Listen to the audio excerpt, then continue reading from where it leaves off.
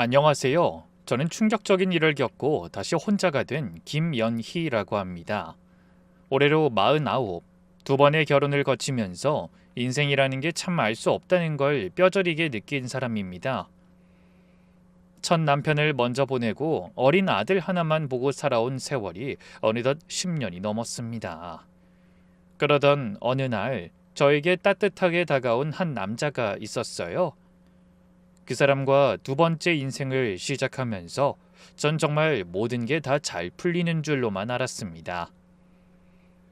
오늘은 제가 그 사람을 어떻게 잡아냈는지, 그리고 어떻게 두 번 다시 일어서지 못하도록 무너뜨렸는지 그 이야기를 들려드리려고 합니다. 끝까지 들어주시면 정말 감사하겠습니다. 남편이 떠나고 7년이 되던 해 가을이었습니다. 그날도 저는 거실에 혼자 앉아 식어버린 차를 마시고 있었어요. 첫 남편이 작은 무역회사를 운영하다가 갑작스러운 심장마비로 세상을 떠나면서 저에게는 작은 상가 건물 한 채와 아파트, 그리고 약간의 현금 자산이 남았습니다. 그리고 그때 막 초등학교 1학년이었던 외아들 민준이가 있었죠. 남편이 남긴 재산은 결코 적지 않았습니다. 하지만 저는 그 돈을 함부로 쓰지 않았어요. 상가 건물 임대 수익으로 아들 학비와 생활비를 충당하면서 나머지는 모두 아들 명의의 신탁으로 묶어뒀습니다. 그게 떠난 남편에 대한 제 마지막 도리라고 생각했거든요. 그날 밤 친구한테 오랜만에 전화가 왔습니다. 연희야, 너 요즘 어떻게 지내? 미경아, 난 뭐 그냥 그렇지. 민준이가 이제 중학교 들어가니까 그래도 좀 컸어? 야, 너도 이제 네 인생 좀 살아라. 우리가 무슨 7, 80 먹은 할매도 아니고. 민준이 다 컸으면 너도 좀 즐기면서 살아. 즐기긴 뭘 즐기니. 그냥 민준이만 잘 키우면 돼. 아이고 답답해. 너 그러다 정말 평생 혼자 산다. 가끔 우리 부산에도 좀 내려와. 바람도 좀 쐬고. 전 그저 웃기만 했어요. 그때까지만 해도 전 누군가 새로운 사람을 만난다는 게 사치라고 생각했거든요. 아들이 잠든 방문 너머를 한번 쳐다보면서 아직은 좀 이르다 생각했죠. 그런데 그 사람을 처음 만난 건 정말 우연이었어요. 적어도 저는 그렇게 믿었습니다. 제가 소유한 상가 건물 1층에 카페가 하나 있었는데 임대료 문제로 그날따라 직접 들러야 했어요. 카페에서 임차인 사장님과 이야기를 나누고 나오는데 마침 입구에서 한 남자분과 어깨가 살짝 부딪혔습니다. 제 손에 들고 있던 서류 봉투가 와르르 쏟아져 버렸죠. 어머, 죄송합니다. 아닙니다. 제가 죄송하죠. 잠시만요. 제가 다 주워드릴게요. 깔끔한 정장에 점잖은 인상의 그 남자분이 무릎을 굽혀 서류를 하나하나 정성스럽게 모아줬어요. 그 모습이 어찌나 단정하던지 저도 모르게 한 번 더 쳐다봤습니다. 여기 상가 건물 주인이신가 봐요. 임대 계약서 같은데. 네, 뭐 그렇긴 한데 어떻게 아셨어요? 아, 이쪽 일을 좀 알아서요. 저도 건설자재 쪽 일을 오래 했거든요. 이 건물 위치가 정말 좋네요. 사모님 보는 안목이 대단하십니다. 저는 그 사람의 말이 그저 가벼운 인사치레라고 생각했어요. 그런데 일주일 뒤에 카페에서 또 그 사람을 만났습니다. 임차인 사장님이 저에게 인사를 시키면서 그러시더라고요. 사장님, 이분이 요즘 저희 카페 단골이세요. 김태성 사장님이시라고 건설자재 쪽 일하시는 분인데 참 점잖으세요. 그렇게 자연스럽게 인사를 나누게 되었어요. 김태성이라는 그 사람은 저에게 명함을 건네면서 이렇게 말했습니다. 사모님, 혹시 건물 관리하시면서 자재 쪽으로 도움 필요하시면 언제든 연락 주세요. 제가 시세보다 훨씬 좋게 해드릴게요. 아, 네, 감사합니다. 그 사람과 가까워지는 데는 정말 오래 걸리지 않았어요. 그 사람은 저에게 너무 잘했거든요. 비가 오는 날이면 우산을 들고 상가 건물 앞에 서 있었고 제가 감기에 걸리면 죽을 사서 현관 앞에 두고 갔어요. 아들 민준이가 학원에서 늦게 끝나는 날이면 자기가 데리러 가겠다고 했고요. 처음에는 그저 친절한 사람이라고만 생각했는데 어느 순간부터 저도 그 사람을 기다리고 있는 자신을 발견했습니다. 만난 지 2달쯤 되었을 때 그 사람이 진지하게 말을 꺼냈어요. 연희 씨, 나 솔직히 말할게. 나 5년 전에 와이프를 위암으로 보냈어. 아이도 없고 부모도 다 돌아가시고 진짜 혼자야. 아, 정말 힘드셨겠어요. 근데 연희 씨 만나고 처음으로 다시 가정을 이루면서 살고 싶다는 생각이 들었어. 우리 같이 가족이 되면 안 될까? 저는 그 말에 정말 마음이 흔들렸습니다. 10년 동안 아들 하나만 보고 살아왔던 세월이 그 한마디에 갑자기 너무 외롭게 느껴졌거든요. 그래도 저는 신중하게 말했어요. 태성 씨, 저는 아들이 있어요. 민준이가 받아들일 수 있을진 모르겠어요. 당신 아들은 내가 친아들처럼 키울게. 약속해. 그리고 연희 씨, 난 진짜 욕심 없어. 그냥 같이 밥 먹고 같이 늙어갈 사람이 필요한 거야. 정말이에요? 그럼 내가 무슨 욕심이 있겠어. 게다가 우리 둘 다 벌 만큼 벌잖아. 게다가 나이 50 넘어서 욕심내는 것도 너무 없어 보이고 그냥 연희 씨 곁에 있을 수만 있으면 돼. 전 그날 그 사람을 믿었어요. 정말 욕심이 없어 보였거든요. 데이트할 때도 늘 본인이 계산하려고 했고 비싼 선물도 한사코 받지 않았어요. 가끔 제가 작은 선물이라도 하려고 하면 정색을 하면서 화를 낼 정도였어요. 그러면서 본인은 제게 이것저것 비싼 물건을 챙겨주려 했었죠. 그 모습이 저에게는 그렇게 진실해 보였습니다. 솔직히 늙어서 돈 때문에 재혼하는 사람도 있는데 우리는 그런 상황은 아니었으니까요. 지금 생각하면 정말 소름이 끼칩니다. 그 사람의 정체를 모르고 있었으니까요. 만난 지 8개월 만에 저희는 결혼식을 올렸습니다. 가족, 친지 40명 정도가 모인 작은 호텔 결혼식이었어요. 그 사람은 가족도 친구도 거의 없다면서 정말 가까운 사람들만 부르자고 했죠. 그래서 신랑 측 하객이라고는 회사 직원 몇 명과 거래처 사람들 몇 명이 전부였어요. 솔직히 저도 재혼이고 크게 할 생각이 없었기에 저희 집도 몇 명 없었어요. 저랑 똑같이 사별한 사람이다 보니 친지들과 왕래가 끊긴 거겠거니 하고 생각했습니다. 저부터도 많은 사람들에게 알리지 못했으니까요. 그런데 제일 와줬으면 하는 딱 한 사람, 저의 절친인 미경이는 그날 결혼식에 오지 못했어요. 시어머니 장례식이 갑자기 그 주에 겹쳤거든요. 연희야, 진짜 미안해. 내가 진짜 가야 되는데 그 어머님이 갑자기 이렇게 되실 줄 누가 알았겠어. 미경아, 괜찮아. 어머님 잘 보내드려. 사람 떠나는 게 더 중요하지.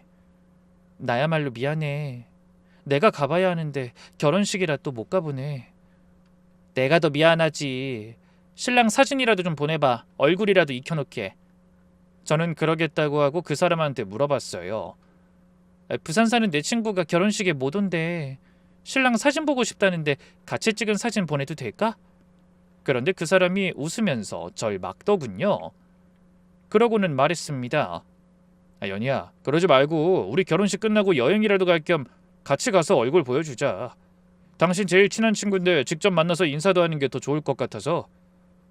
그래도 미경이가 얼굴이라도 보고 싶다는데 사진 막 여기저기 올라가는 거 별로 안 좋아해. 그러면 차라리 결혼식 사진 정식으로 나오면 그때 보여주자. 그건 엄청 잘 찍혔잖아. 저는 그 말이 좀 이상하다 싶었지만 뭐 또 그 사람이 워낙 강하게 말하니까 그냥 알겠다고 했어요. 미경아, 미안해. 그 사람이 직접 가서 보는 게 좋지 않냐고 하네. 결혼식 끝나고 예쁜 사진 나오면 보낼게. 그때까지 잘 지내고 있어. 그래? 뭐 알았어. 그럼 연락해. 그렇게 말했지만 사진은 결국 보내지 못했어요. 제가 깜빡해버린 데다가 친구도 그걸 다시 달라고 연락을 하진 않더라고요. 그냥 다음에 직접 보면 되겠지 하는 가벼운 마음으로 잊고 있었습니다. 그렇게 결혼을 한 저희는 제 명의의 아파트에 신혼집을 차리게 됐습니다. 신혼집을 새로 마련하는 건 낭비였고 지금 살고 있는 이 아파트도 3명이서 살기에 나쁘지 않은 크기였거든요. 그 사람도 괜찮다고 했고요. 그 사람 집으로 들어가려고 했더니 혼자 오래 살아서 좁은 집이라 저희 집에 신혼살림을 차리자고 하더군요. 대신 보증금 뺀 돈의 절반을 제게 주겠다고 하더라고요. 그렇게 남편에게 보증금 5천만 원을 받았죠. 그리고 좁은 곳에 살았다는 말 그대로 그 사람이 가지고 들어온 거라곤 옷가지 몇 벌과 가방 하나가 전부였습니다. 저한테 준 보증금을 제외한 나머지 보증금은 사업자금으로 쓴다고 하더라고요. 저는 남편에게 받은 보증금을 쓰지 않고 저축해뒀어요. 그렇게 결혼하고 한 달쯤 됐을 때 저는 큰맘 먹고 웨딩 사진을 액자에 넣어서 거실 정중앙에 걸었습니다. 첫 결혼 때는 형편이 어려워서 변변한 웨딩 사진 한 장이 없었거든요.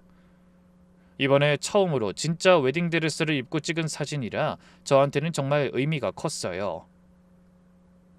솔직히 어떤 사람은 다 늙어서 찍는 웨딩 사진 뭐가 좋냐고 하지만 그래도 좋더라고요. 하지 못했던 걸 하는 거라 의미도 더 컸고요. 그래서 장식해두고 싶었어요. 아들도 괜찮다고 해줬고요. 그런데 그 사람이 사진을 보더니 표정이 살짝 굳어지더라고요. 여보, 사진이 좀 부담스러운 거 아니야? 그 안방으로 옮기는 게 어때? 왜? 거실에 두면 보기 좋잖아. 손님 오시면 좀 그렇잖아. 신혼티 너무 내는 것 같고. 솔직히 우리 둘 다 초혼도 아닌데 너무 이러면 다들 부담스럽지 않으실까? 우리가 신혼이지 신혼 아니야? 난 거실에 둘 거야. 나도 웨딩 사진 같은 거 자랑해보고 싶었어. 그 사람이 며칠을 두고 3번이나 사진 위치를 옮기자고 했어요. 어떤 날은 농담처럼 어떤 날은 정색을 하고 말했죠. 저는 끝까지 거실에 두겠다고 했습니다. 평생 처음 입은 드레스인데 그걸 안방에 처박아 두기 싫었거든요. 여보, 당신은 왜 이렇게 그 사진을 싫어해? 자기 잘 나왔잖아. 난 이해가 안 돼. 장식을 안 해둘 거면 사진은 왜 찍은 거야? 아니 뭐 싫다기보다는 그냥 너무 크니까 부담스러워서 그래. 그리고 너무 보정이 잘 돼서 그런가 내가 아닌 것 같기도 하고. 보정은 무슨 보정이야. 보정은 나 혼자 했지. 당신은 보정 하나도 안 하고 그대로구만. 더 이상 이야기하지 마. 내가 좋으면 된 거지. 전 그때까지도 그 사람이 왜 그렇게 사진을 싫어하는지 몰랐어요. 자기 얼굴이 그렇게 크게 인화되어서 누군가의 눈에 띄는 게 무서웠던 거라는 걸 정말 한참 뒤에야 알게 됐죠. 그 사람의 진짜 정체를 아는 사람들이 어딘가에 있었으니까요. 결혼한 지 넉 달쯤 지났을 무렵이었어요. 어느 평일 오후 저는 친구를 만나러 강남의 한 카페에 갔습니다. 친구를 기다리면서 통유리 너머로 무심코 시선을 돌렸는데 길 건너편 카페 안에 익숙한 뒷모습이 보였어요. 남편이었습니다. 그런데 그 사람이 30대 초반쯤 되어 보이는 젊은 여자랑 마주 앉아 있더라고요. 여자가 눈물을 흘리고 있었고 그 사람이 그 여자의 두 손을 자기 두 손으로 꼭 잡고 있었어요. 무슨 말인진 모르지만 아주 진지한 표정으로 뭔가를 설명하고 있는 것 같았습니다. 저는 그 자리에서 한참을 멍하니 쳐다봤어요. 가슴이 쿵 내려앉으면서도 한편으론 무슨 사정이 있을 거라고 스스로를 달랬죠. 그날 저녁 집에 들어와서 전 평소처럼 저녁 준비를 하려고 애쓰고 있었습니다. 그런데 학원에서 돌아온 아들 민준이가 신발을 벗다 말고 절 부르더라고요. 엄마, 나 오늘 학원 끝나고 친구랑 강남역 분식집 갔다 왔는데. 그래? 저녁 먹을 건데 배부르다고? 엄마, 그게 아니라 나 오늘 새아버지 봤어. 저는 도마 위에 칼을 내려놓고 아들을 쳐다봤어요. 새아버지를? 어디서? 강남역 근처 카페에서.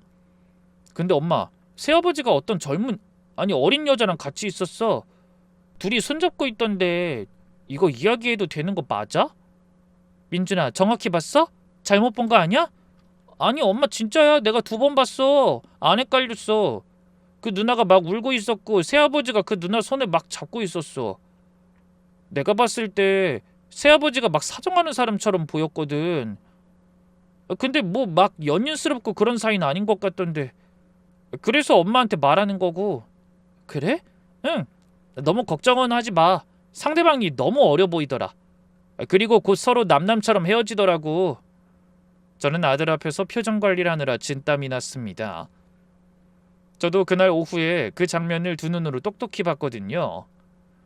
아들이 본 것과 일치하니까 이건 단순한 착각이 아니라는 생각이 들었어요. 그래도 아들 앞에서는 어떻게든 미소를 지으면서 말했죠. 그래, 뭐 거래처 사람이거나 친척 조카일 수도 있을 거야. 나중에 엄마가 제대로 물어볼게. 그래도 알고 있는 게 편하겠지. 응, 엄마가 이야기 한번 해봐. 오해는 놔두면 안 좋아. 전 그날 밤 잠을 못 잤어요.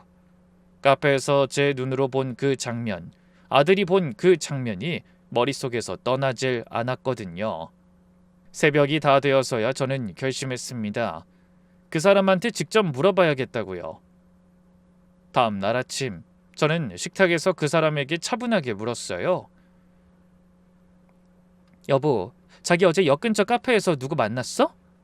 그 사람이 식사를 하다가 잠깐 멈칫했어요. 하지만 곧 천연덕스럽게 대답하더군요. 그 거래처 사장님 딸 만났어. 그 집 사장님이 위독하셔서 10년 넘게 거래하던 곳인데다가 걔가 어릴 때부터 봐와서 친조카 같은 애야. 잠깐 위로해줬는데 그걸 봤어? 인사하지. 내가 소개해주면 되는데. 근데 두 손을 다 잡고 있었다던데? 누가 그래? 민준이가 봤대. 자기가 그 여자 손을 붙잡고 있었다고 하더라고. 그 사람이 잠시 침묵하더니 갑자기 어이없다는 듯이 웃었어요. 그 애가 거기서 너무 우니까 어쩔 수 없이 잡아준 거야.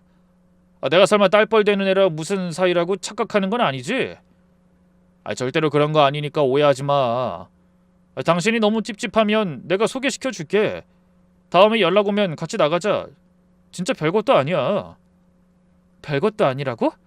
다른 여자 손을 양손으로 잡는 게 별것 아니야? 아무리 오래 아는 사이라도 스킨십은 좀... 진짜 김현희 씨, 사람 무한하게 왜 그래? 내가 그 정도로 보여? 어? 정말로 난 당신뿐이야. 그런 이상한 오해하지 마. 그 사람은 오히려 저를 어린애 달래듯 하더군요. 게다가 너무 당당해서 저는 잠시 제가 미친 건가 싶었습니다. 그 사람은 그날 회사에 가면서까지 저한테 한마디를 던졌어요. 앞으로 민준이 말 다 듣지 마. 사춘기라 별것도 아닌 거 부풀려서 말할 나이야. 전 그 사람이 화를 내는 모습이 더 어이가 없었어요.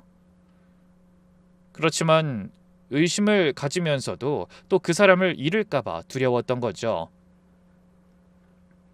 지금 생각하면 그게 다 그 사람의 수법이었어요. 애달래듯 살살 달래다가 결정적일 때는 화를 내면서 저를 위축시키고 의심하는 사람을 죄책감 들게 만드는 그 수법 말입니다.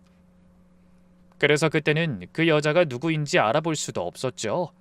다만 아들이 말했듯이 연인이 아닌 것처럼 보였다는 말을 믿었어요. 결혼한 지 5개월쯤 되었을 때 친구한테서 전화가 왔습니다. 친구 미경이는 15년째 요양보호사로 일하고 있어요. 원래는 수도권 근처에서 살아서 그 근처에서 일했는데 시어머니 수발을 들면서 요양보호사 자격증을 땄다가 이쪽으로 직업을 전환했거든요. 게다가 10년 전 부산으로 내려간 뒤에는 그 근처 요양병원에서만 10년 넘게 일하고 있었어요. 지금 일하는 곳에서 10년 넘게 일하고 있었고요.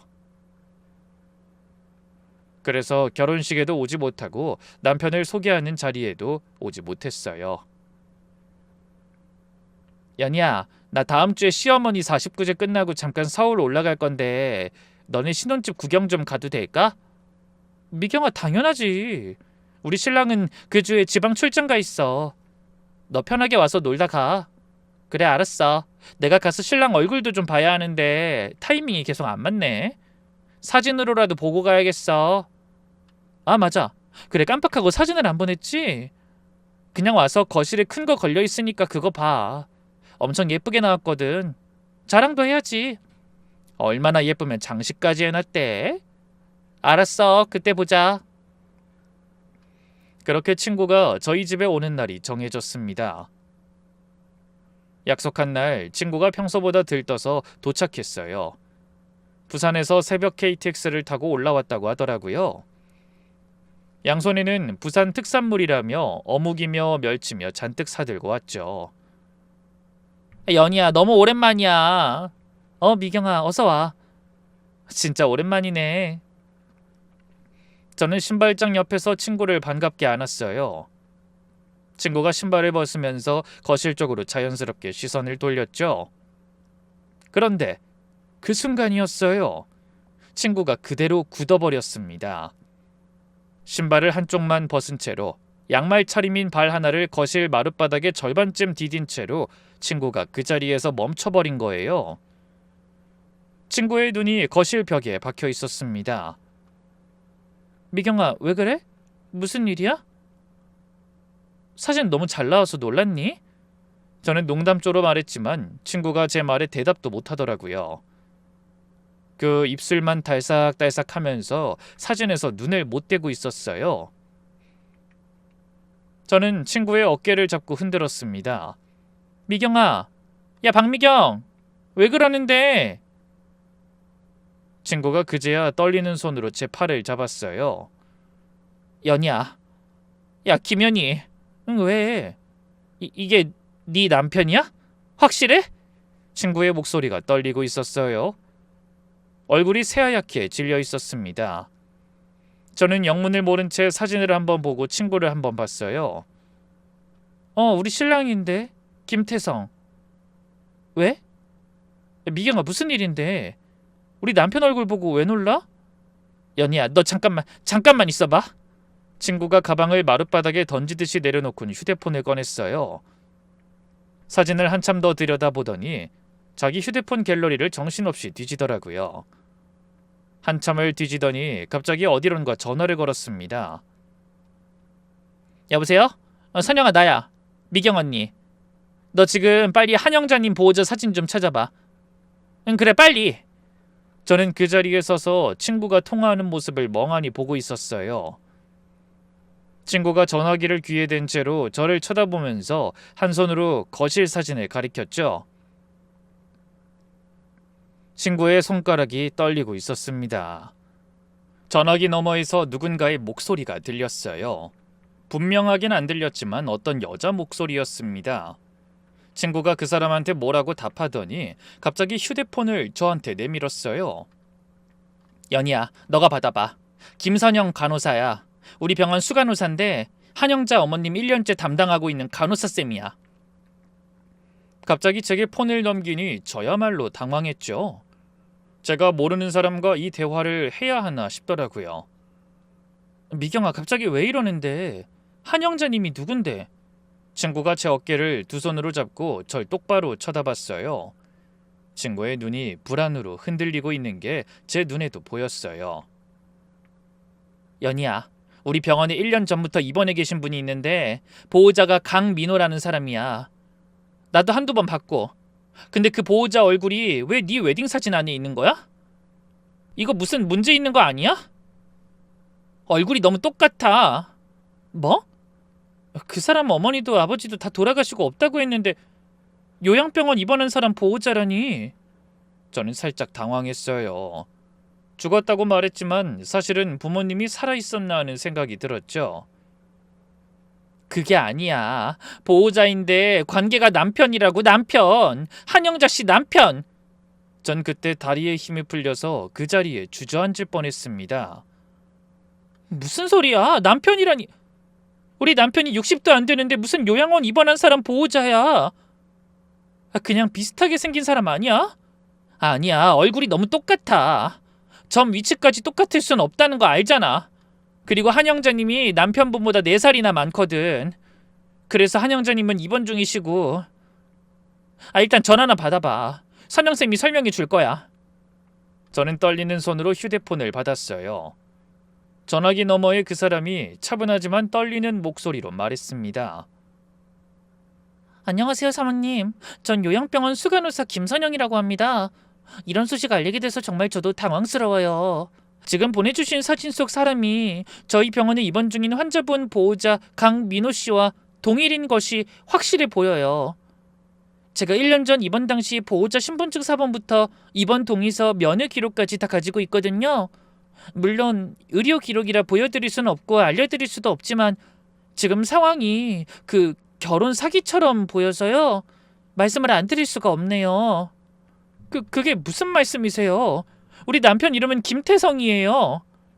이름은 가명을 썼을 수도 있을 거예요. 하지만 지금 사진이 너무 똑같아서요. 점이랑 웃는 모습이 너무 똑같아요. 한영자 환자분과 강민호 씨는 법적으로 부부관계고 이혼한 적이 없어요. 그렇지만 정말 얼굴만 똑같은 것일 수도 있으니 한번 확인은 해보세요. 너무 똑같아서 그러는 거예요. 저는 휴대폰을 그대로 떨어뜨릴 뻔했습니다. 미경이는 제게 신신당부를 했습니다.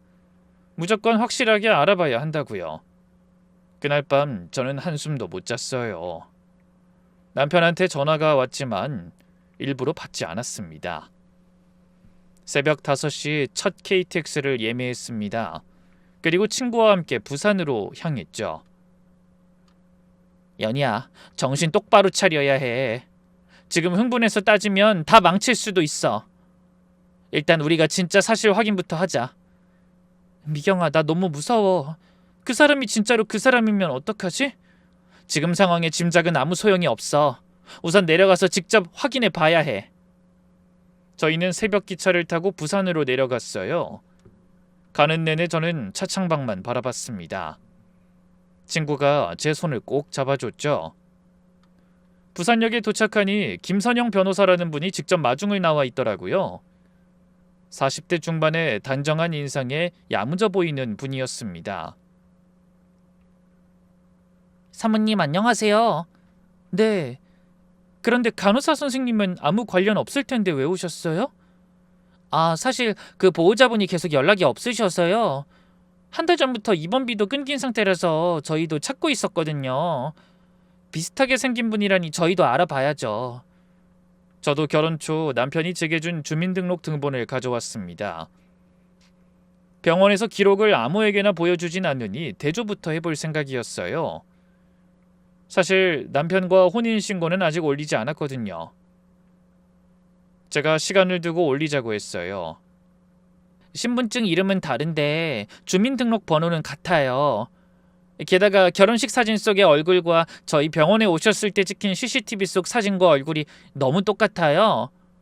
저는 절망했습니다. 다른 건 속일 수 있어도 주민등록번호는 속일 수 없었을 겁니다.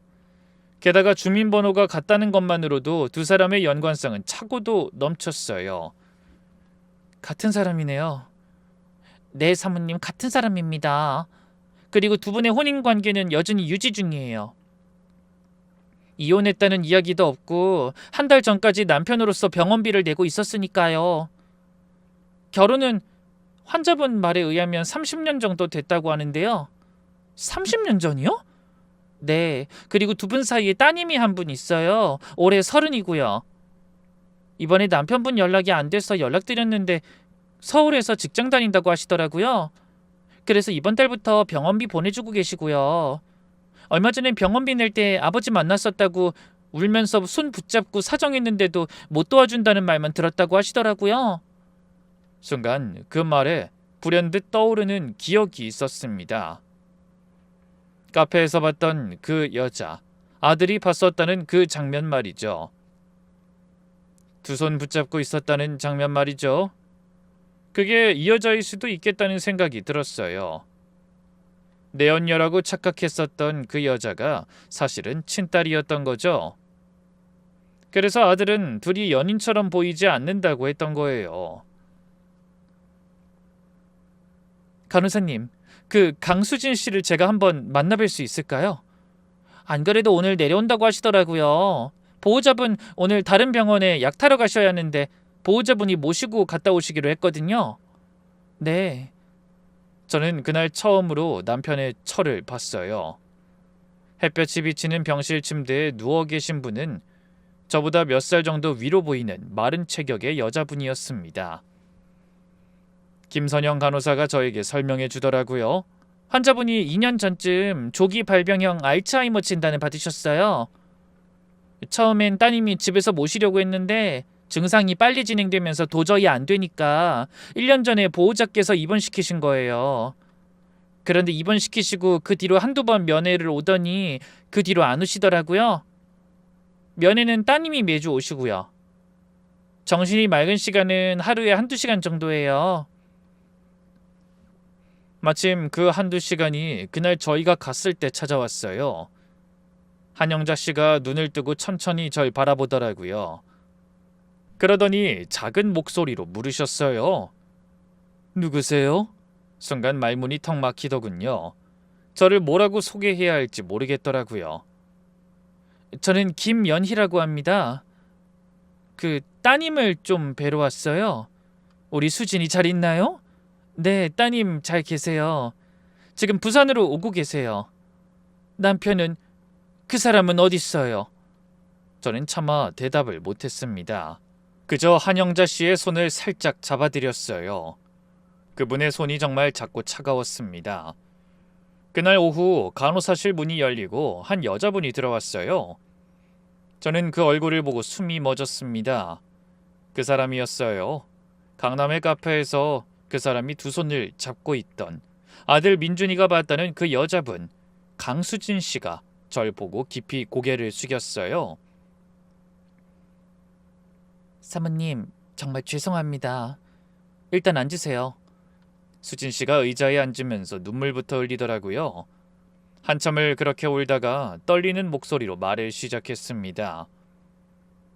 저희 아빠가 8년 전쯤부터 사업한다고 밖으로 돌더니 1년 전에 어머니 입원시키고 그 뒤로 연락이 끊겼어요. 전 아빠가 어디서 죽었나 했어요. 그러셨군요. 그런데 한 달 전쯤 갑자기 저희 회사 앞에 아빠가 나타난 거예요. 전 너무 화가 나서 따졌어요. 엄마 어떻게 그렇게 버려두고 도망갔냐고. 근데 아빠가 무릎을 꿇고 빌더라고요. 뭐라고 빌었는데요? 잠시만 비밀로 해달라고요. 자기 지금 사정이 좀 있다. 어머니 병원비 매달 보낼 테니까 제발 어디 가서 아빠 얘기 꺼내지 마라.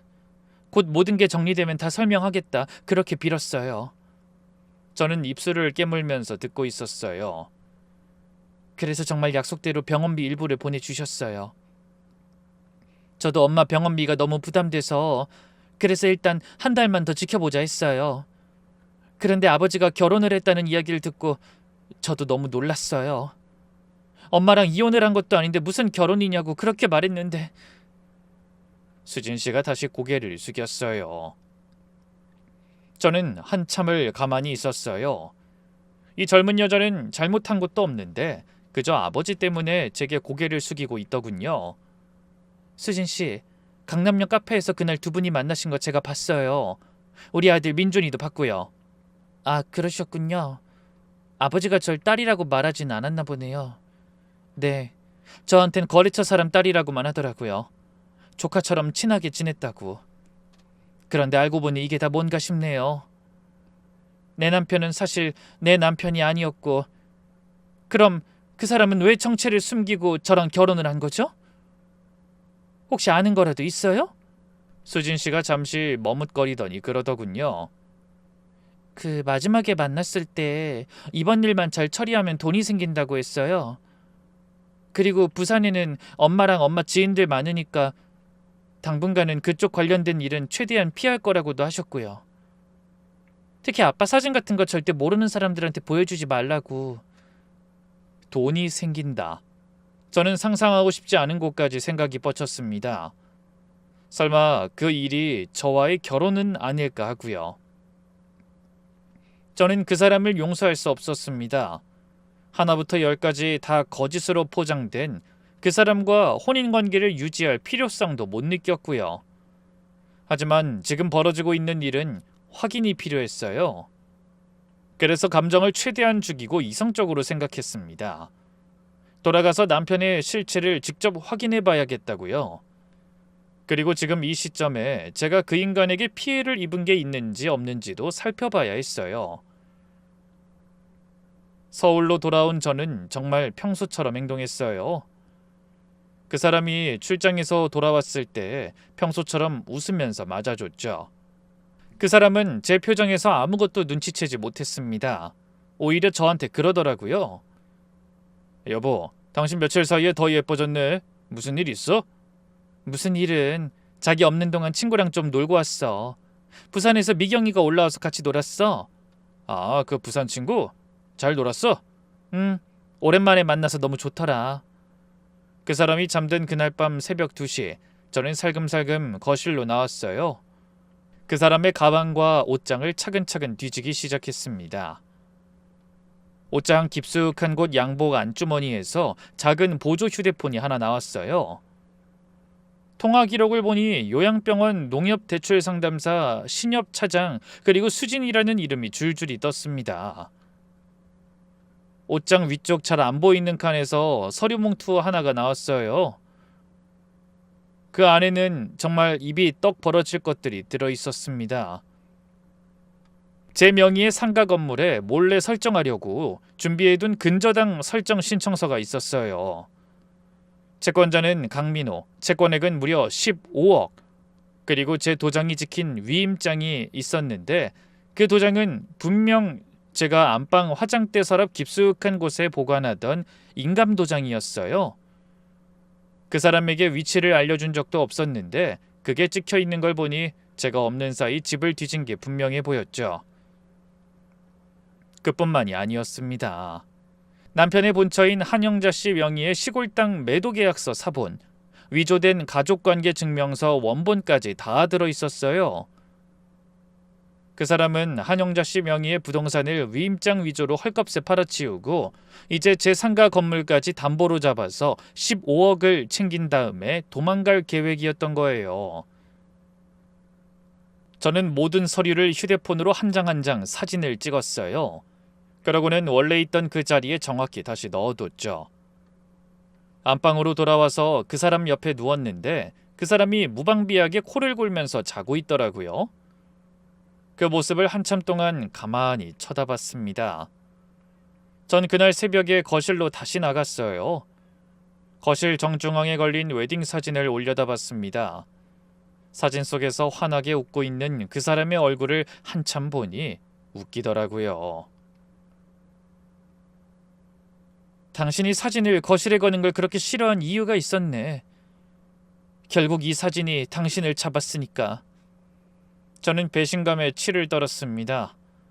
남편이 제게 비싼 걸 선물하고 보증금 절반을 주고 했던 것들은 모두 더 비싼 걸 얻기 위한 값싼 투자였을 뿐이라는 걸 알게 됐으니까요. 화가 나는데 열이 받아서 미치겠는데 머릿속은 오히려 더 싸늘해졌습니다. 이걸 다 돌려주지 않고서는 못 참겠더라고요. 다음 날 저는 고향 후배인 홍 변호사한테 연락을 했어요. 연희 언니 무슨 일 있어요? 언니가 좀 큰일이 생겼어. 시간 좀 내줄 수 있겠니? 언제든지요. 사무실로 오세요. 저는 홍 변호사 사무실로 갔어요. 부산에서 수진 씨도 올라왔고 친구 미경이도 합류했죠. 내 여자가 변호사 사무실 회의 테이블에 모여 앉았습니다. 제가 그동안 모은 모든 증거를 테이블 위에 펼쳐놨어요. 홍 변호사가 서류들을 하나하나 검토하더니 안경을 천천히 벗으면서 말했습니다. 언니, 이거 그냥 결혼 사기 정도가 아니에요. 이건 아주 종합 세트예요. 어떻게 되는데? 일단요, 그 사람이 김태성이라는 가짜 이름으로 언니랑 혼인신고를 한 거잖아요. 그 신분증 자체가 위조거나 도용이에요. 그러면 그 결혼은 처음부터 무효예요. 결혼 자체가 성립이 안 된 거죠. 무효라고? 이혼을 해야 하는 게 아니라? 네 언니, 혼인 무효는 더 강한 거예요. 두 사람이 처음부터 부부였던 적이 없다고 법이 인정하는 거니까요. 그 사람이 언니한테 받은 거 다 토해내야 돼요. 게다가 그 사람은 본처 한영자 씨랑 아직 이혼 안 한 상태에서 다른 여자랑 결혼한 거니까 그것도 추가로 죄가 돼요. 수진 씨가 옆에서 조용히 물었어요. 변호사님, 저희 어머니 명의로 팔아버린 땅도 다시 찾을 수 있을까요? 수진 씨, 어머니 위임장이 위조라는 거 증명만 되면요. 그 매매 자체를 무효로 만들 수도 있어요. 다만 이미 다른 사람한테 팔린 땅을 다 회수하는 건 어려울 수도 있어요. 그래도 그 사람이 챙긴 돈만큼은 토해내게 만들 수 있어요. 네. 자, 우리 이렇게 합시다. 그 사람이 가장 갖고 싶어한 그 상가 건물, 그걸 미끼로 던집시다. 언니가 상가 건물 명의 반을 그 사람한테 넘기겠다고 하는 거예요. 그럼 그 사람은 분명히 자기 두 발로 걸어 들어올 거예요. 그날 우리 다 같이 그 자리에서 기다리고 있는 거예요. 좋아. 그럼 어디서 만나는데? 언니 집에서요. 거실에 그 웨딩 사진 그대로 걸려있는 그 거실에서요. 저는 수진 씨에게 물었습니다. 그럼 수진 씨, 그날 어머니 혹시 우리 집까지 모셔다 줄 수 있어요? 보호자니까 외출이나 외박 정도는 될 것 같은데. 네, 하루 외박 써볼게요. 저번에도 한번 써보긴 했었어요. 저는 남편 놈이 혼이 빠지도록 놀라길 바라며 남편의 철을 초대했습니다. 그날이 남편의 제삿날이 될 거라고 생각하면서 말이죠. 홍 변호사가 마지막으로 신신당부했어요. 언니 명심하세요. 그 사람 결혼 사기꾼이에요. 사람 표정 읽는 거 우리보다 100배는 빨라요. 절대 평소랑 다르게 행동하시면 안 돼요. 너무 잘해줘도 안 되고 너무 차갑게 해도 안 돼요. 평소처럼만 하세요. 알겠어. 평소처럼 할게. 그리고 상가 건물 얘기 꺼낼 때 절대 먼저 말씀하시면 안 돼요. 자연스럽게 분위기 잡으시고 그 사람이 먼저 솔깃해할 만한 미끼를 던지세요. 그래야 그 사람이 자기가 자기 발로 걸어 들어간 거라고 믿고 마음 풀 거예요. 응, 알겠어. 그날 밤 저는 집에 돌아가서 그 사람을 향해 마지막 미끼를 던지기 시작했어요. 그날 저녁, 저는 그 사람이 좋아하는 갈비찜을 정성껏 차렸어요. 와인도 한 병 꺼내놨죠. 여보, 오늘 무슨 날이야? 이렇게 차려놓고. 우리 결혼하고 처음으로 자기랑 진지하게 얘기 좀 하려고. 일단 한 잔 마셔. 그 사람이 와인잔을 받으면서 기분 좋은 듯이 웃었어요. 저는 잔을 부딪히면서 차분하게 말을 꺼냈습니다. 여보, 나 사실 며칠 동안 곰곰이 생각해봤어. 우리가 진짜 부부인데 내가 너무 내꺼 하면서 산 것 같아. 무슨 소리야 그게? 상가 건물 말이야. 그거 명의가 다 내 앞으로 되어 있잖아. 내가 그거 좀 너무했나 싶어. 자기도 같이 사는 사람인데. 그 사람이 와인을 한 모금 마시면서 짐짓 점잖은 척 말했어요. 아니 여보, 그건 자기 거고. 내가 무슨... 아니야 자기. 우리 부부잖아. 상가 건물 지분 절반은 자기 명의로 넘길게. 이번 토요일에 변호사 불러서 우리 집에서 같이 서류 작성하자. 그 사람의 눈빛이 그 순간 번쩍였어요. 저는 그 눈빛을 똑똑히 봤습니다. 그동안 점잖은 척하던 그 가면 뒤로 진짜 욕망이 잠깐 비쳤거든요. 그 사람이 와인잔을 들고 일어서서 저를 안았어요. 여보 진짜야? 진짜 그렇게 해줄 거야? 응. 자기가 우리 가족인데 자기도 안정감이 있어야지. 고마워 여보. 내가 진짜 자기한테 평생 잘할게. 전 그 사람의 등 뒤에서 표정을 차갑게 굳혔어요. 그 사람의 와인잔이 거의 비어가는 동안 식탁 위에 제 휴대폰은 조용히 녹음을 하고 있었습니다. 그 사람이 점점 취해가면서 입을 열기 시작했죠. 여보, 사실 나 시골에 빚이 좀 있어. 옛날에 사업하다가 진 빚인데 자기 상가 건물 지분 받으면 그거 정리하고 우리 둘이 진짜 편하게 살 수 있어. 빚이 얼마나 되는데? 한 10억 좀 넘어. 이자까지 다 합치면 15억 가까이 될 거야. 자기 상가 건물 가치가 한 30억은 되잖아. 절반 명의만 내 앞으로 돌려놓으면 그거 담보로 잡아서 한 번에 다 정리할 수 있어. 그래? 일단 토요일에 변호사 만나서 정리하자. 자긴 진짜 내가 만난 마지막 여자야. 진짜 사랑해. 그 사람이 그 말을 하는 순간 전 속으로 웃었어요. 마지막 여자라고? 그래, 너한테 마지막인 건 맞아. 다만 그 의미가 네가 생각하는 거랑 좀 다를 뿐이지 라고 생각하면서요. 토요일 오전 9시 저는 남편 심부름을 보냈습니다. 저희도 세팅할 시간이 필요했거든요. 거실 정중앙에 웨딩 사진은 그대로 뒀습니다. 그 사람이 가장 싫어한 그 사진을 그대로 두고서 저는 그 아래에서 사람들을 맞을 준비를 했어요. 낮 12시쯤 수진 씨가 휠체어에 자기 어머님을 모시고 도착했어요.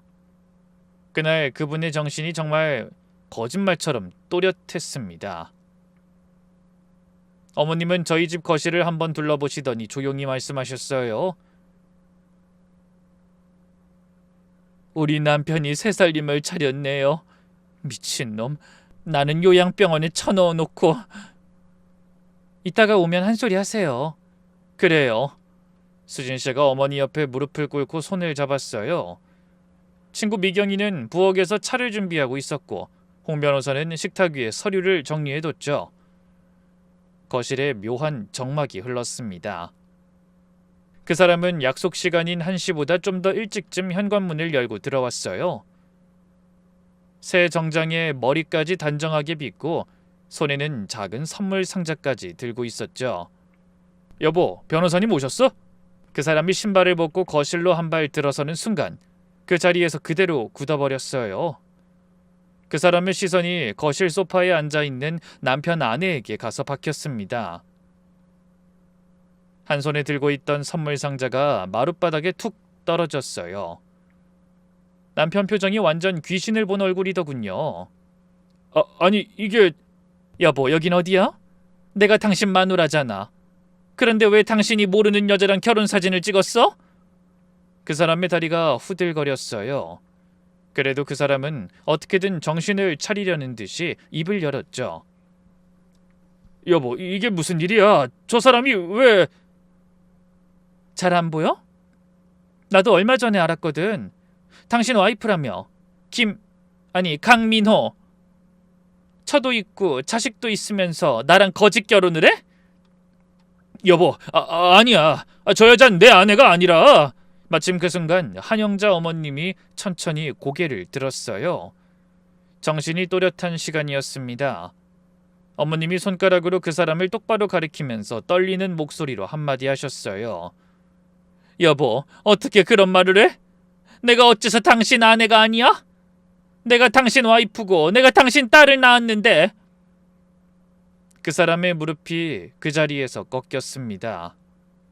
수진 씨가 일어서서 그 사람한테 다가갔어요.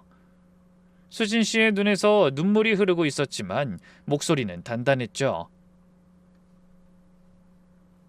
아빠 일 하나 끝나면 돈 생긴다더니 그게 결혼 사업이었어? 게다가 가명으로 진짜 결혼까지 하고. 이 죄를 어떻게 다 갚으려고 그래?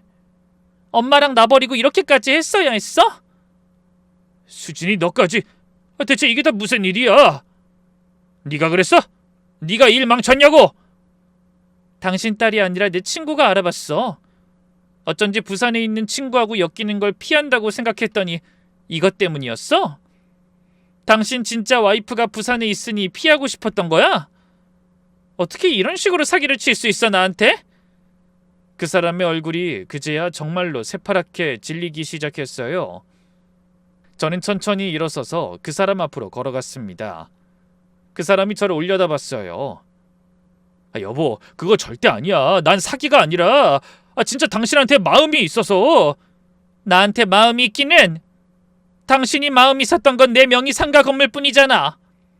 연희야, 내 말 좀 들어보라니까. 내 이름 함부로 부르지 마.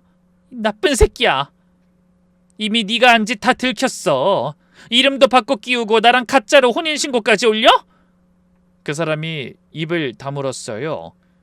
저는 휴대폰을 꺼내서 어젯밤 그 사람이 한 말을 재생했습니다. 여보, 사실 나 시골에 빚이 좀 있어. 한 10억 정도?